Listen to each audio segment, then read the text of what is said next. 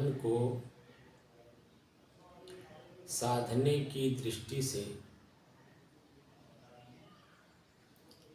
साधना करते करते आज 447 दिन हो गए।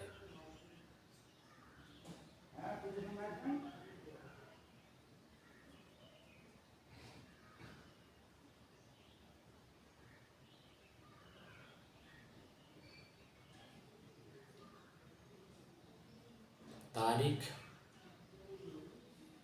25 जनवरी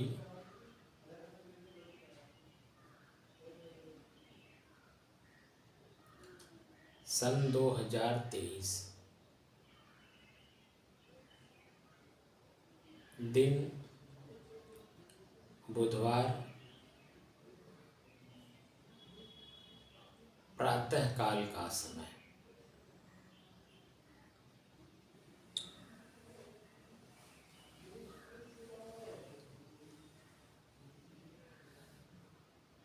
अभ्यास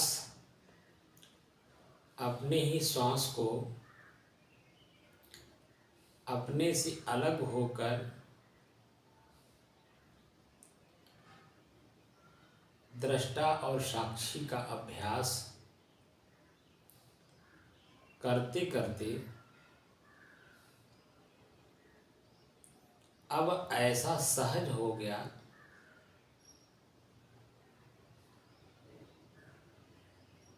जो असहज था, जो पकड़ने में नहीं आ रहा था, जो बहुत ही कठिन लग रहा था,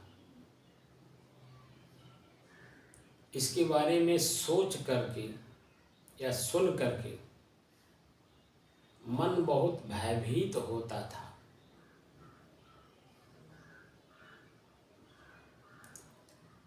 अब वही मन धीरे धीरे एक संत की संगत में आकर अब इस अवस्था में, इस समय में जैसे ही आप या हम बैठते हैं, श्वास को देखना प्रारंभ करते हैं,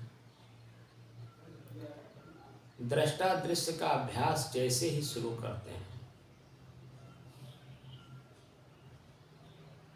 दृश्य को देखते देखते दृश्य में लीन हो जाते हैं कि नहीं जी।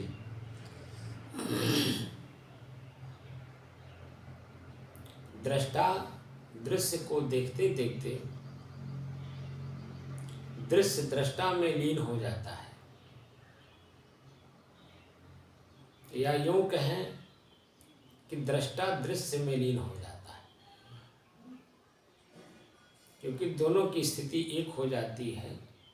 उस समय में ना हम श्वास ले रहे हैं, ना हम श्वास देख रहे हैं, ना श्वास के आधार पर सुगंध, दुर्गंध, आनंद,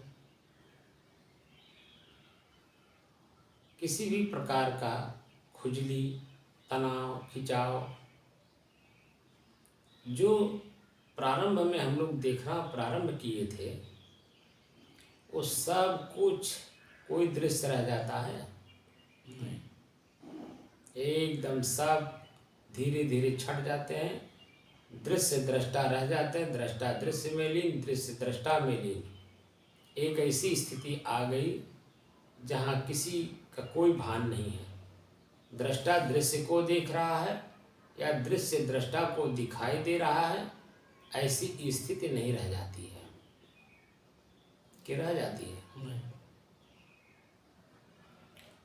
और यही स्थिति को पाने के लिए हमारे दर्शन शास्त्र के लोग या हमारा दर्शन इसी दर्शन दृश्य दृष्टा जब एक हो जाते हैं तब दर्शन होता है। यही अवस्था का वर्णन हमारे 6 शास्त्रों ने अपने अपने भाषा के अनुसार, अपने अपने क्षेत्र के हिसाब से, अपने अपने शिष्यों की मानसिक स्थिति को देखते हुए उन्होंने इसी चीज का वर्णन किया है। जैसे पानी, पूरे विश्व में पानी पानी ही है, चाहे उसे वाटर कह करके पीजिए, चाहे उसे आग कह करके पीजिए, चाहे उसे जल कह करके पीजिए, चाहे उसे पानी कह करके पीजिए।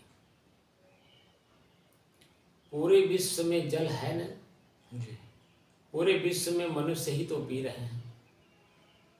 पूरे विश्व में जो जीव हैं, जीव जंतु, वही तो पी रहे हैं जी। तो 5 तत्व पूरे विश्व में हैं, और पांचों तत्व एक दूसरे के पूरक हैं। पेड़ पौधे, जमीन, पहाड़, आप कहीं भी देखेंगे, किसी भी रूप में देखेंगे तो पांचों तत्व आपको मिलेंगे। इसीलिए कहा जाता है कि कण कण में भगवान है। इस लेवल पे जाने के बाद अपने शिष्यों को गुरुओं ने, इस लेवल पे पहुँचे हुए संतों ने इस बात की जानकारी दी कि कण कण में भगवान है। तो कण कण में भगवान है, भगवान प्रकृति को कहते हैं। एक कण उठा करके आप लीजिए और जो सूक्ष्मदर्शी एक यंत्र है उस पर आप लगाइए। जैसे ही सूक्ष्मदर्शी यंत्र पर आप रखेंगे, उसमें सब कुछ आपको अलग अलग दिखाई देगा। पानी अलग, माटी अलग, हवा अलग, सब एक दूसरे से जुड़े हुए हैं। इनका उपभोक्ता, इनका जानने वाला मैं स्वयं शांत स्वरूप हूँ। मैं प्रकृति नहीं हूँ, मैं पुरुष हूँ। अपने स्वयं के जानने की दृष्टि से इसीलिए हमारे महापुरुषों ने संस्कृत में बहुत बड़े बड़े वाक्य लिखे हैं। इसीलिए पंडित जी लोग या जो विद्वान लोग हैं सिर्फ रट लेते हैं, रटे हुए हैं।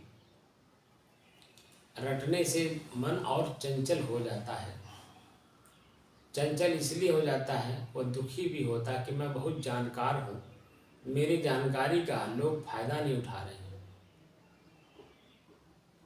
फायदा उठाएंगे कैसे? उसका फायदा आप स्वयं उठा ही नहीं पा रहे हैं, तो दूसरा आपके उस जानकारी का फायदा कैसे उठाएगा? क्योंकि जो दूसरा व्यक्ति है वह प्रज्ञावान है, प्रैक्टिकली है। जो वो देख रहा है वो विद्वान नहीं देख रहा है, क्योंकि जो सामने वाला है वो वर्तमान देख रहा है और विद्वान भूत को देख रहा है, भविष्य को देख रहा है, और वर्तमान में है ही नहीं। यानी उसका चित्त, यानी उसका मन शांत है ही नहीं। वो अपने आप में ही परेशान है कि मैं बहुत जानकार हूँ, मैं बहुत ज्ञानवान हूँ, ये पढ़ा हूँ, वो पढ़ा हूँ, ये जानता हूँ, वो जानता हूँ। जिस चीज़ को आप पढ़े हो, जिस चीज़ को आप रट रहे हो, वह भी तो किसी का चिंतन है। तो समय समय से जिन परिस्थितियों को उन्होंने देखा, वही तो सूत्र के रूप में शास्त्र में हमारे रखे गए हैं। अब उन्हें सिर्फ अपने आप में हमें परिभाषित करना है। जब तक वह शांत चित्त होकर के उसे हम परिभाषित नहीं करेंगे, तब तक उसकी जो मूल जड़ है, रहस्य, वो हम नहीं जान पाएंगे। तो हम खुद ही दुखी रहेंगे और अन्य लोगों को भी दुखी किए रहेंगे, क्योंकि जो वस्तु मेरे पास होगा वही तो दूसरे के ऊपर भी असर डालेगा, वही तो हम दूसरे से भी शेयर करेंगे, बांटेंगे। क्यों जी? तो हमारा शरीर, हमारा मन, मस्तिष्क एक झोला है। इसमें हम जो कुछ भी रखे हैं वही चीज़ तो हम एक दूसरे से शेयर करेंगे। हम प्रसन्न हैं, प्रसन्नता बांटेंगे। हम दुखी हैं, हम दुख ही बांटेंगे। हम चंचल हैं तो दूसरे को स्थिर कैसे कर पाएंगे, क्योंकि हम खुद चंचल हैं। 1 मिनट में 60 सेकंड होता है, 1 घंटे में 60 मिनट होता है। हमारा चित्त 1 मिनट ही स्थिर नहीं है तो 60 मिनट कैसे रहेगा? क्योंकि किसी भी काम को करते समय वहाँ हर चीज की स्थिरता की जरूरत है। मन की स्थिरता, आँख की स्थिरता, कान की स्थिरता, जीभ की स्थिरता, हाथ पैर की स्थिरता, हर चीज की स्थिरता की जरूरत है कि नहीं जी। जिस लक्ष्य को लेकर के हम चल रहे हैं और जब तक ना मिल जाए तब तक हमें बिल्कुल सावधानी पूर्वक चलना होता है कि नहीं जी। कहीं जरा सा इपट ना होने पाए। आप साइकिल चलाते हैं, साइकिल जैसे ही साइकिल पकड़ते हैं, जैसे ही साइकिल पर बैठते हैं, जैसे ही साइकिल आपकी चलती है, जब तक आप उतर नहीं जाते हैं आपकी स्थिति कैसी होती है? अलर्ट रहती है। अलर्ट रहती है ना जी। एकदम सावधानी पूर्वक चलते हैं कि नहीं जी। दाएं बाएं आगे पीछे तो नहीं देख सकते जी। पीछे देखने के लिए इसीलिए मोटरसाइकिल के आगे हैंडल पर बैक शीशे लगे हुए हैं कि पीछे वाले को भी देखते रहिए। साइकिल में तो नहीं है, लेकिन साइकिल में भी पहले आता था। अभी भी लोग कोई शौकी हैं जो लगवाते हैं। तो वो इसीलिए लगाया जाता है कि पीछे भी देख लीजिए कि पीछे से कोई बहुत तेजी से तो नहीं आ रहा, उसके रास्ते में मैं रुकावट तो नहीं पड़ रहा हूँ। वो इसीलिए लगाया गया है।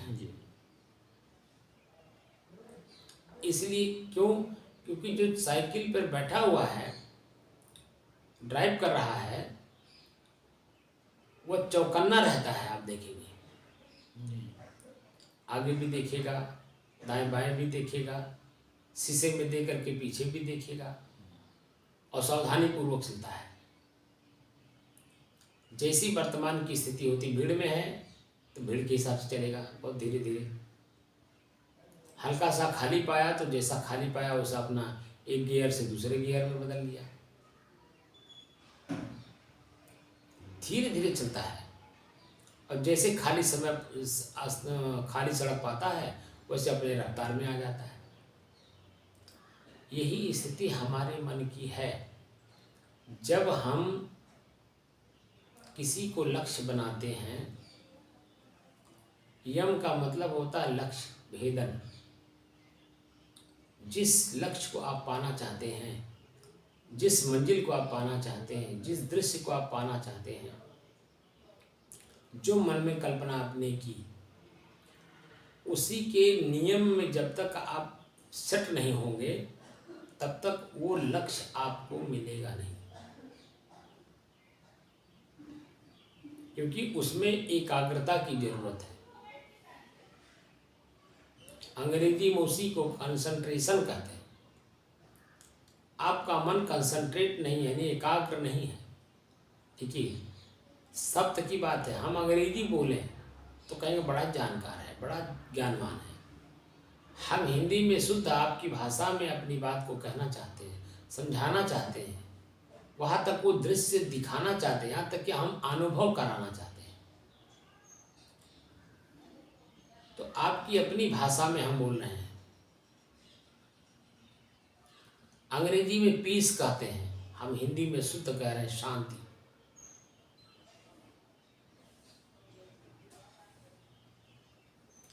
अंग्रेजी में स्टे कहते हैं, हम उसी को स्थिरता कहते हैं। कहीं भी आप जाइए, रोड पार करिए तो वहाँ लिखा रहता है रुकिए, देखिए, जाइए, तो वहाँ लिखा रहता है ना स्टॉप जी।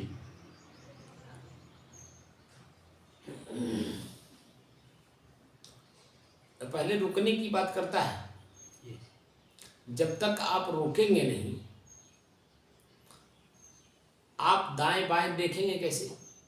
जी। क्योंकि चलते समय हम दाएं बाएं नहीं देख पाते हैं, वहाँ रुकना ही पड़ता है। तो ये आसन है, ये रुकने के लिए है। जो हम बैठ करके अभ्यास कर रहे हैं मन की एकाग्रता का, ये अपनी ही चंचलता का जो ज्ञान है हमें, उस चंचलता को हम स्वयं अपने शांत स्थिर में, एकाग्र में और स्थिरता में बदलने के लिए ये साधना कर रहे हैं। जो मेरा मन भयभीत था, पीड़ित था, पश्चाताप में डूबा हुआ था, उसे धीरे धीरे धीरे धीरे धीरे धीरे हम अभ्यास करते करते आज 447 दिन में, अब आप बताइए कितना आनंद आ रहा है। बहुत। जैसे ही आप बैठते हैं, जितना भी संसाधन हमने बताया सब कुछ भूल जाता है, एकदम बस आप स्वयं अपने आप में रह जाते हैं, शेष रह जाते हैं। और वही आप स्वयं हैं। अब जब स्वयं स्वयं में स्थापित हो गया तो मन की कोई चंचलता है? कुछ मन में है? कुछ याद हो रहा है? मैं कहीं यहाँ तक भी याद नहीं हो रहा है कि मैं किसी के सानिध्य में बैठकर साधना भी कर रहा हूँ। सही। ये भी मन में बात नहीं रह जाती, क्योंकि एकदम बिल्कुल निश्चिंत है। कोई मन में शंका नहीं, भय नहीं। अगर मन में भय होता कि मैं यहाँ बैठ रहा हूँ, मेरे शरीर के ऊपर का जो चित्र है यही कोई उठा ले जाए, या मेरा कोई छड़ी ही उठा ले जाए, अगर इस तरह से शंका हो तो मन शांत होगा? स्वयं में स्वयं आप स्थापित हो पाएंगे? क्योंकि निश्चिंत नहीं है, मन में शंका है।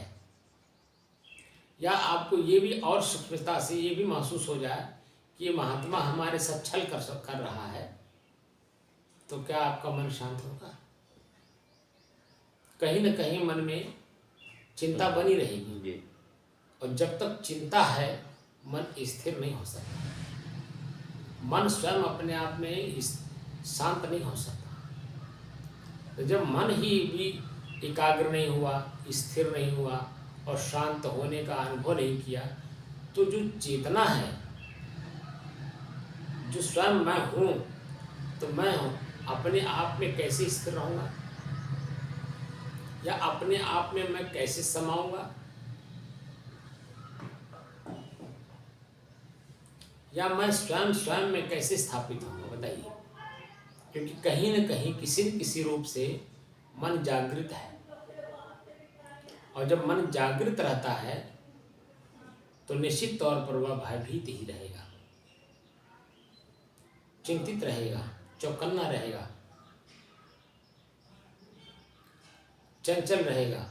वह एकाग्र, स्थिर और शांत नहीं हो सकता है। जिस लक्ष्य को भेदने के लिए हम लोग यहाँ बैठे हैं, वह लक्ष्य भेदन नहीं हो सकता है। लेकिन यहाँ जितनी भी बातें हैं, सब में आपके यहाँ परिपूर्णता है, इसीलिए निश्चिंतता है। कुछ भी यहाँ आपके मन में शंका नहीं है कि है? नहीं।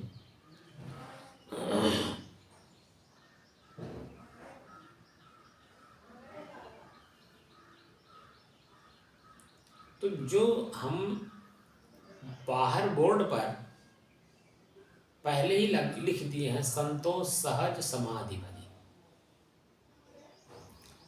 अब समाधि शब्द है, एक साधन है।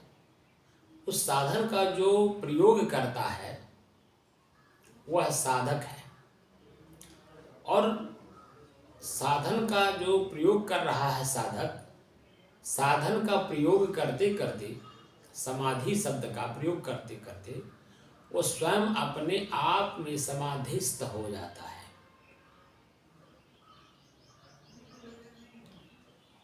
तो संतोष सहज, सहज माने स्वाभाविक, सहज माने सरल, स्वाभाविक,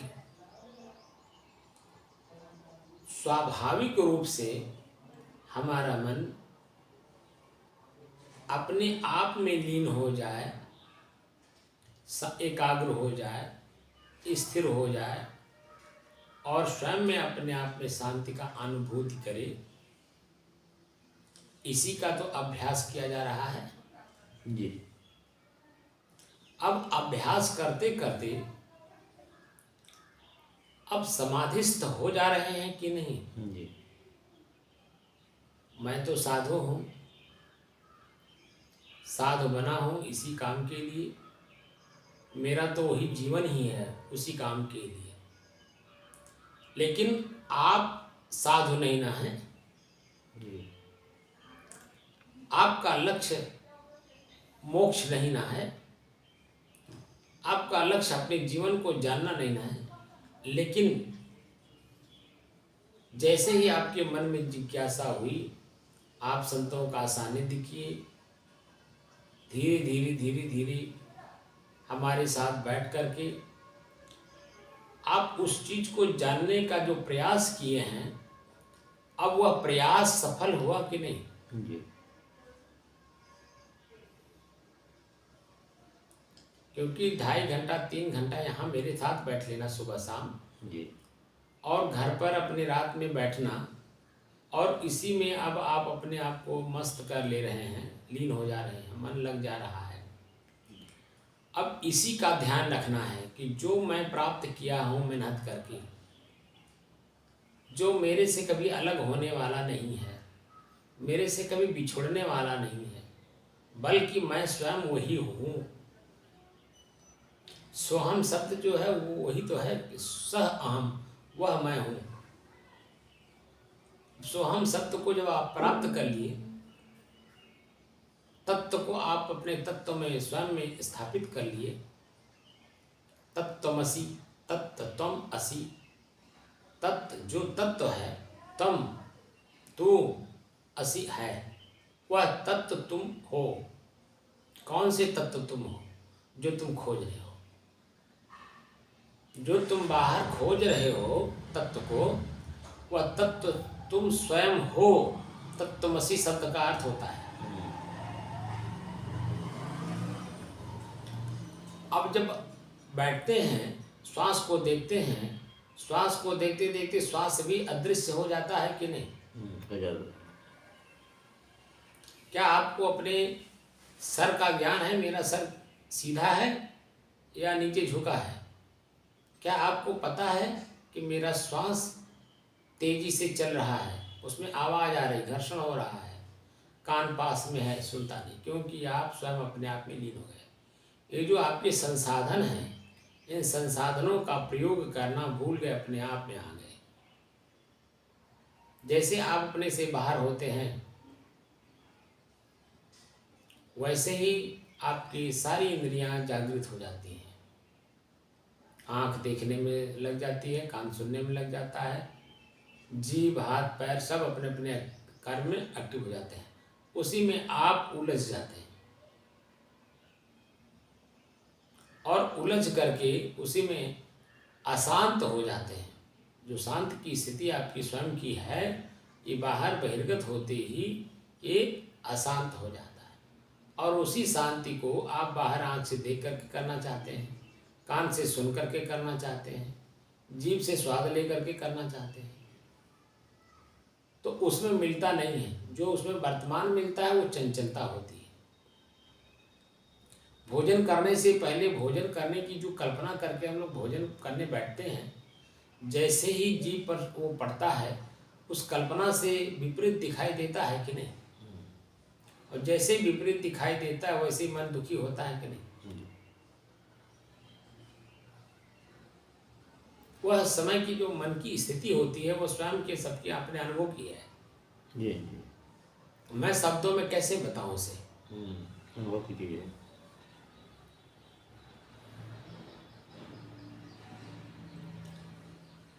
आप स्वयं न स्वाद हैं न बेस्वाद हैं, स्वयं अपने आप में स्वादों में स्वाद हैं।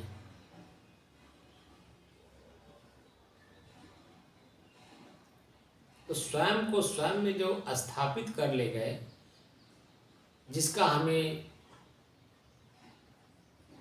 आवश्यकता महसूस हो रही थी, उसको धीरे धीरे अभ्यास कराते कराते कराते कराते 2-2 घंटे के अभ्यास से अब इस चीज का मैं अनुभव करा ले गया कि नहीं आपको? जी योगश्चित्त वृत्ति निरोध है। योग क्या है? चित्त, चित्त यानी मन में जो वृत्त बनी हुई है सुख और दुख की, कल्पना की, उसकी निराई हो गई कि नहीं? जब निराई होती तभी तो मन शांत होता है। जी जब तक मन जागृत है, कल्पना में जूझ रहा है, परेशान हो रहा है, तब तक आपका मन शांत नहीं होगा, शांति का अनुभव नहीं करेगा, शांति स्थिति में नहीं जाएगा। और जब तक मन जागृत है तब तक आप स्वयं अपने आप तक नहीं जा पाएंगे। यहाँ आपका मन, आपकी इंद्रियां, आपका चित्त, आपका बुद्धि, आपका अहंकार सब रुक गया, सब स्थिर हो गया। जब तक ये सब स्थिर नहीं होगा तब तक स्वयं आप अपने आप में जा नहीं पाएंगे, क्योंकि ये रुकावट है, ये बाधक है। आंख भी बाधक है, कान भी बाधक है, जीभ भी बाधक है, यानी पूरी शरीर हमारा है और शरीर के जो पार्ट्स हैं सब बाधक हैं। इसीलिए महापुरुष लोग कहते हैं, चाहे वो संस्कृत में हो, चाहे वो उर्दू में हो, चाहे वो इंग्लिश में हो, चाहे वो हिंदी में, हम आपके सामने जो, क्योंकि आप ना उर्दू समझ पाएंगे, ना इंग्लिश समझ पाएंगे, ना संस्कृत समझ पाएंगे, तो जिस भाषा को आप समझ रहे हैं उसी भाषा में उन्हीं बातों को मैं बता रहा हूँ जो हमारे वेद, कुरान, बाइबल में लिखा हुआ है। जिस लेवल पे उन लोगों ने अपने आप को ले गए और जिस लेवल पे हमको आपको ले जाने की उन्होंने प्रेरणा दी, उसी चीज़ को प्राप्त करने के लिए आपकी भाषा में मैं उतर करके आपको समझाने की कोशिश कर रहा हूँ, ताकि आप भी इसी चीज़ को प्राप्त कर लीजिए जो हमारे पूर्व के ऋषि, महर्षि, संत, महात्मा, पूरे विश्व में जो हमारे साधक हुए हैं, जिस भी संप्रदाय के हों, उस सभी लोगों ने जो अपने अपने लोगों के बीच में बांटा है, दिया है, देने की कोशिश किया है, वही चीज़ मैं आपको आपकी भाषा में देना चाहता हूँ, आपके अनुभव में कराना चाहता हूँ, आपके स्वयं को स्वयं में स्थापित करना चाहता हूँ। भाषा अलग हो सकती है,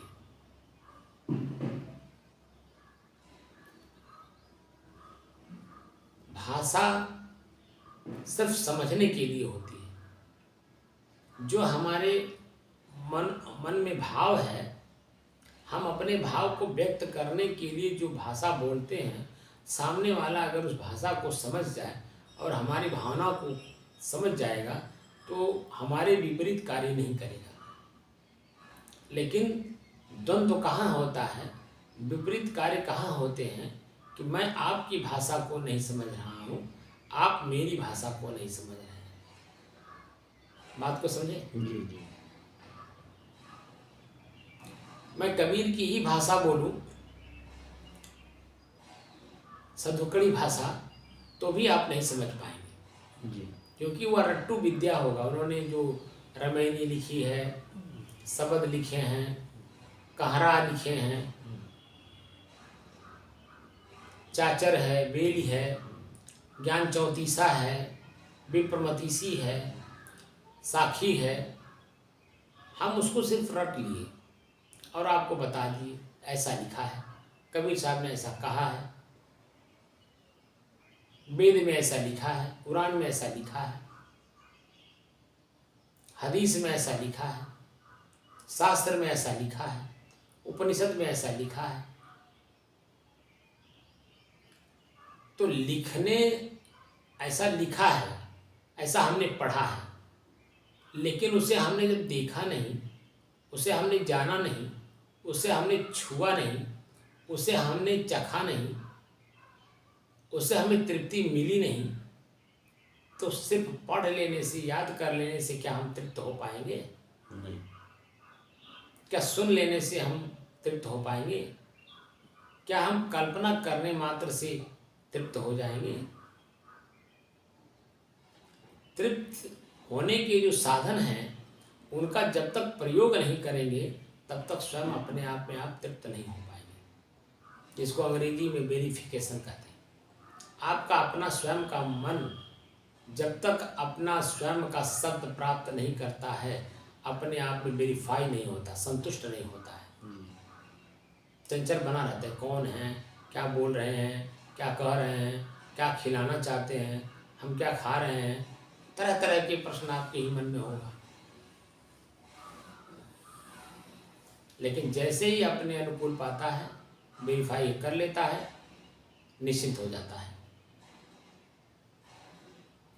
तो निश्चिंतता की जो स्थिति है उसी निश्चिंतता के ऊपर ही आपकी स्वयं की अपनी स्थिति है। बस अभ्यास करने की जरूरत है।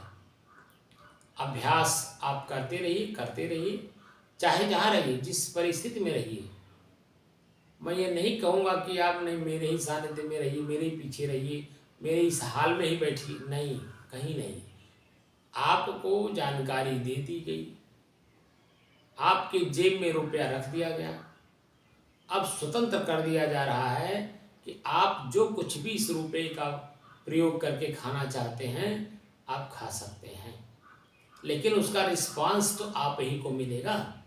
जी रुपया से सब कुछ खरीदा जा सकता है, जी लेकिन उसका जो परिणाम आपके सामने आएगा वो कौन भोगेगा? रुपया तो भोगेगा नहीं, नहीं भोगेगा, देने वाला तो भोगेगा नहीं। जी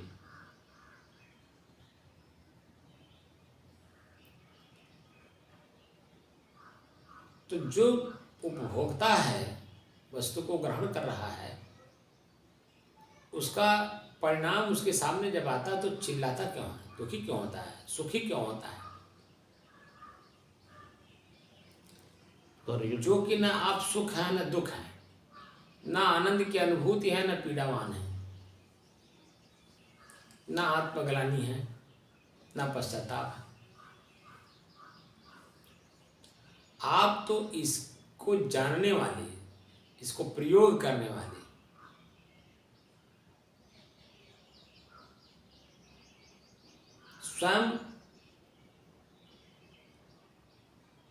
स्वयं में अपने आप में ही एक तत्व है, लेकिन स्वयं अपने आप के अपने तत्व को हम नहीं जानते हैं।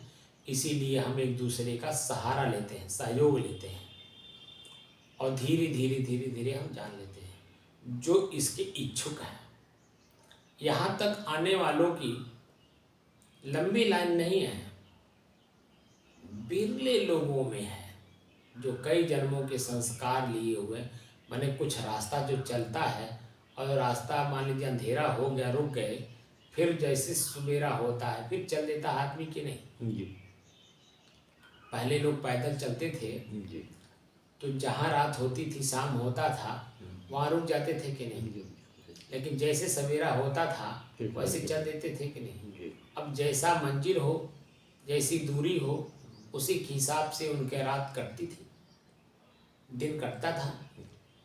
कहीं कोई मंजिल तो एक दिन में प्राप्त हो जाती थी, कोई 2 दिन में, कोई 3 दिन में, कोई हफ्तों में, कोई महीनों में भी लोग पहुँचे। यहाँ से बम्बई लोग गए हैं, साल भर लग गया उनको, 6 महीना लग गया है, क्योंकि पैदल जा रहे हैं ना।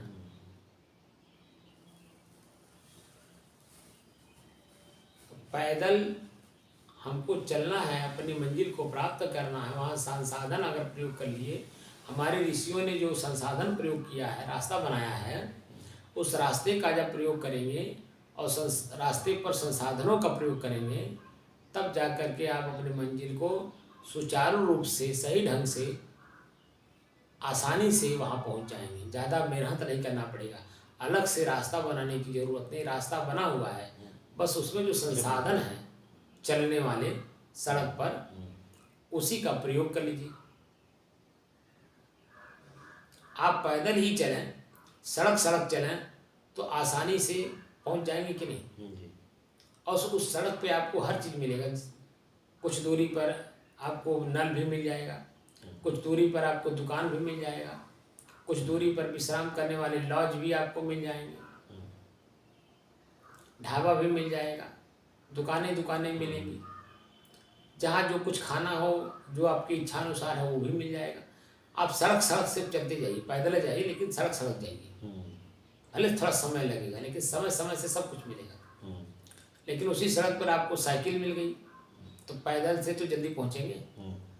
उसी सड़क पर अगर आप मोटरसाइकिल से चल रहे हैं तो और जल्दी पहुँचेंगे। उसी सड़क पर आपको चार पहिया मिल जाए तो और जल्दी पहुँचेंगे कि नहीं। चार पहिया में भी कई क्वालिटी के गाड़ी हैं। हाई रेंज की गाड़ियां अगर आपको मिल गई तो और जल्दी पहुंचा देंगे। उसी तरह से हमारे जो अपने आत्म तत्व तक जाने के रास्ते बने हुए शास्त्र, वेद, उपनिषद, कुरान, बाइबिल जो बने हुए हैं, ये रास्ता बनाए हुए हैं, उसमें रास्ता बना हुआ, उसमें जो संसाधन दिया गया है जब उस मंजिल को पहुंचने के लिए, जैसे दया, क्षमा, संतोष, धैर्य, विचार, विवेक, गुरु भक्ति, नम्रता, कोमलता, एकाग्रता, स्थिरता, शांति का अनुभव, वह मंजिल मैं ही हूँ जिस मंजिल को मैं बाहर ढूंढ रहा हूँ। ये सब संसाधन हैं। इन संसाधनों का जब आप प्रयोग करेंगे, प्रयोग जैसे ही करेंगे वैसे ही आप रास्ते पे चल पड़े। तो जब रास्ते पे चल पड़े तो धीरे धीरे धीरे धीरे धीरे धीरे धीरे धीरे मंजिल मिल जाएगा कि नहीं। बशर्ते ये कि मंजिल का ज्ञान होना चाहिए, हमें इस मंजिल पे जाना है। जैसे संसाधन का प्रयोग किए, संसाधन भी धीरे धीरे प्रयोग करिए, आराम से प्रयोग करिए, धीरे धीरे चलते रहिए, समय समय से प्रयोग करते रहिए। जैसे पतंजलि योग दर्शन में महर्षि पतंजलि जी ने बताया है, साधकों के लिए जो रास्ते की अड़चन हैं, उन अड़चनों को कैसे आप समाधान करेंगे, उसके लिए उन्होंने लिखा है मैत्री, करुणा, मुदितो, उपेक्षा, सुख दुख पुण्या पुण्यम। तो मैत्री, करुणा, मुदितो और उपेक्षा, ये व्यवहारिक जीवन की चार बातें उन्होंने लिखा है जो बाहर की हैं। मित्रता करना चाहिए, किससे करना चाहिए, कितना करना चाहिए, कब करना चाहिए, कैसे करना चाहिए, किस रूप में करना चाहिए, ये मित्र के लिए है। मैत्री, करुणा, करुणा माने दया, दया किस पर करना है, कितना करना है, कब करना है, किस रूप में करना है, इसका भी उन्होंने जिक्र किया है। मैत्री, करुणा, मुदितो, मुदिता कहते हैं प्रसन्न होना, किसको देखकर प्रसन्न होना, किसके पास बैठने से प्रसन्नता आती है। तो प्रसन्नता जो हमारे मन की है वो किसे देख करके मन प्रसन्न हो रहा है, उसको बार बार देखना, बार बार उनके पास जाना, बार बार उनके पास बैठना, ताकि आपकी प्रसन्नता यथावत बनी रहे उनको देख करके। तो संतों के प्रति उन्होंने कहा कि संतों, ऋषियों, मुनियों के पास आप बैठिए जो अपने चरित्र को उत्तम चरित्र में बदलने में लगे हुए हैं।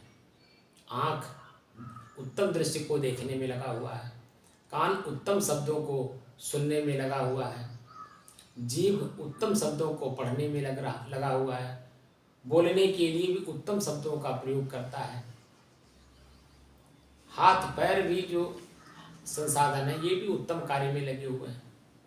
ऐसे लोगों के पास बैठने से मन निश्चिंत होता है, कोई चिंता, कोई भय नहीं रहती है, कोई शंका मन में नहीं रहता है। धीरे धीरे धीरे धीरे अभ्यास करते करते करते वो चीज़ें प्राप्त हो जाती है जो मैं चाहता हूँ। और उपेक्षा, उपेक्षा किसकी करनी चाहिए? जो दुष्ट है, जो पापी है, जो स्वयं अपने आप में दुखी है, चंचल है, परेशान है, उसको जब आप एक बार आपसे व्यवहार हो चुका है, उसके बारे में जानकारी हो गई है, तो उसके साथ आपको उपेक्षा करनी है।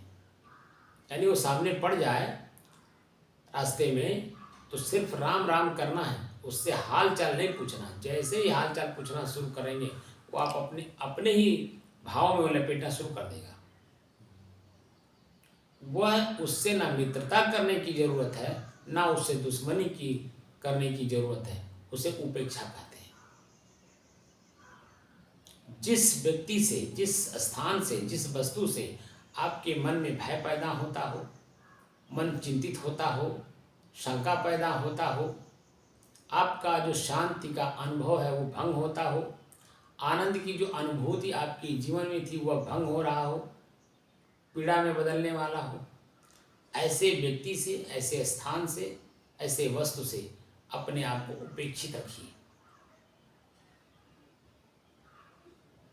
तब जाकर के जो आपकी अपनी जो स्थिति आपकी आज बन गई है, ये 24 घंटे में व्यवहार में भी, परमार्थ में भी, दोनों में आपको ये सहयोग करेगा।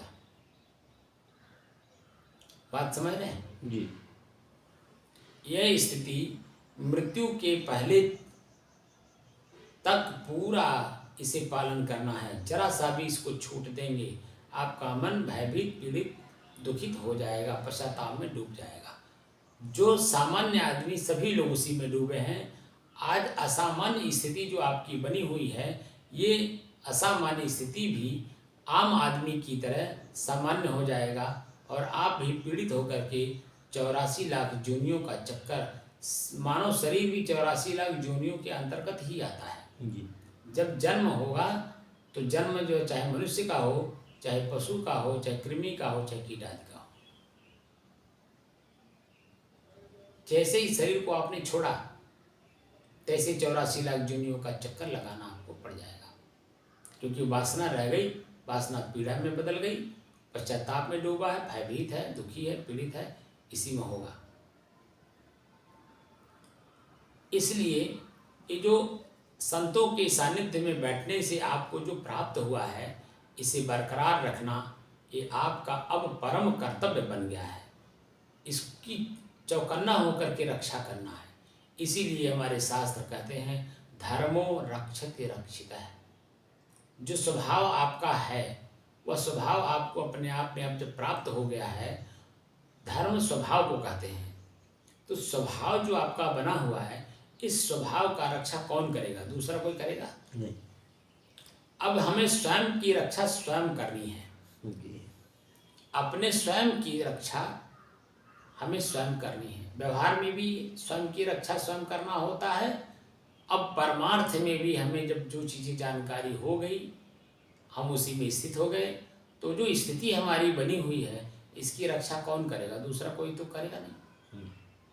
क्योंकि दूसरा अपनी रक्षा स्वयं नहीं कर पा रहा है तो आपकी रक्षा कहाँ से करेगा?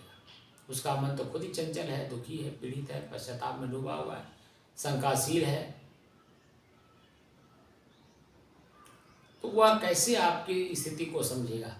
क्योंकि आप स्वयं अब समझे हैं तो आपकी अपनी स्वयं की समझ, स्वयं में स्वयं समझदारी के साथ स्वयं को शांत स्थिति में बनाए रखने में कामयाब हो, ये मेरी शुभकामना है, शुभ मंगल कामना है। और ये स्थिति सभी लोग प्राप्त करें, ये भी मेरी शुभकामना है।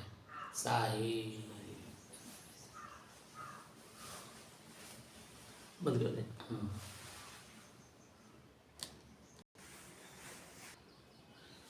जिस स्थिति की वर्णन आप कर रहे हैं, संत लोग इसीलिए शहर से दूर, गांव से दूर, समाज से दूर इसीलिए रहते हैं कि वो न आँख से देखेंगे, जी, और न मन बनेगा, ना मन बनेगा, बनेगा, साथ ही रहेगा, ना कान से शब्द सुनेंगे, हाँ, तो ना मन चिंतित होगा, ना पीड़ित होगा, ना प्रसन्न होगा। भाव बदलेगा नहीं, जैसा भाव जो है वैसा रहेगा, वैसे ही बना रहेगा। ना हम समाज में जाएंगे, ना हमारे जीव पर अच्छा बुरा सब वो वस्तु पड़ेगा, तो हमारा वृत्ति बदलेगा नहीं। सही सही कहा साहब। ये स्थिति इसीलिए एकांत की है। जितना ही एकांत सेवन करेंगे, जितने कान से सुनेंगे नहीं, आँख से देखेंगे नहीं, जीभ से स्वाद नहीं लेंगे, पैर से चलेंगे नहीं, उतनी ही ये स्थिति आपकी मजबूत होगी। बात समझ में आ गई? सही सही। तो ये स्थिति अब जब आपकी बन गई है तो इसे बरकरार कौन रखेगा? आपका बेटा तो रखेगा नहीं, जी, अभी तो जानकारी जब हो गई तो आपके बहू तो रखेगी नहीं, नहीं सब आपका नाती तो रखेगा नहीं। कुछ नहीं सब। जब बाहर के लोग क्या आपके भीतर आपका मन ही नहीं है, आपका स्थिति नहीं रहने देगा, तो दूसरे कैसे रहने देंगे? इसीलिए कहा जा रहा है कि इस स्थिति को जितने मजबूत करेंगे जी वो तो आपके उतर लिए। हमने तो अपना जो मेरा काम था हाँ, आपने बता दिया वो मैंने पूरा कर दिया। और रास्ता दिखा दिया, चलना मेरा काम। रास्ता ही नहीं, मैं मंजिल पे पहुंचा दिया, मैं वहाँ रोक दिया, वहाँ का हर चीज़ समझा दिया, दिखा दिया। अब इसका उपभोग आपको करना है, कैसे करेंगे अब आपका दायित्व है। जी जी सब कुछ हमने परोस के सामने रख दिया। हाँ, अब खाने की कला भी आपके न आवे तो आप तो जैसे खाने की कला भी हमने सिखा दी, अब खाओ ही नहीं आवे, खाने का भी कला मुंह तक डाल दिया हमने। अब मुंह से चबाइए ही नहीं, घाटी के नीचे डालिए ही नहीं, तो भूख रूपी जो त्रिखा है वो शांत कैसे होगा? तो कुल मिला करके दोष हमारा खुद का है, और अपना दोष हमें खुद को ही मानना भी चाहिए। निकालना है। तो जब हमारा खुद का दोष अपने आप से निकल जाएगा तो हमारी स्थिति अपने आप में मजबूत हो जाएगी कि नहीं? तो कुल मिला करके दोष हम स्वयं हैं, दोषी हम स्वयं हैं। दोषी से तो अपने ही दोष को हमें स्वयं निकालना है, अपने आप में स्वयं अपने आप को निर्दोष बनाना है। हमें कोई दूसरा निर्दोष बनाए ये बात नहीं है, हम स्वयं अपने आप में निर्दोष हों, ये काम करना है हमें। ठीक है ना? साहिब